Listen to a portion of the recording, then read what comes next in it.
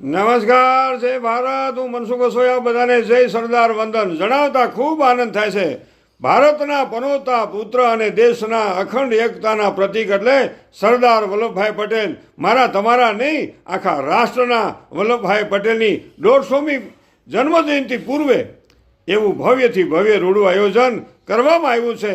સરદાર સન્માન યાત્રા અને સન્માન યાત્રા એટલે બારડોલીથી સોમનાથ લગીની 12 દિવસની આ ભવ્ય શોભાયાત્રા અને સન્માન યાત્રાનું ભવ્ય અને રૂડું આયોજન કર્યું છે શ્રી ગોપાલભાઈ સમાડી એટલે જીપી વસ્ત્રપુરા ચેરિટેબલ ટ્રસ્ટ દ્વારા. અને આ શોભાયાત્રામાં 1800 કિલોમીટરનો પંથ કાપવાનો છે અને આ પાવન ધરતીમાં છે સરદારની યાદી કરવાની છે.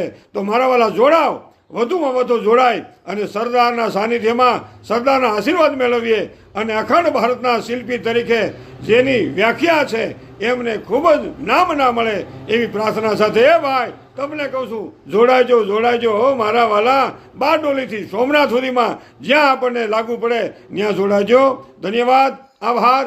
આયોજક કર્યું છે ગોપાલભાઈ વસ્ત્રપુરા. એ ભાઈ તમને કહું છું.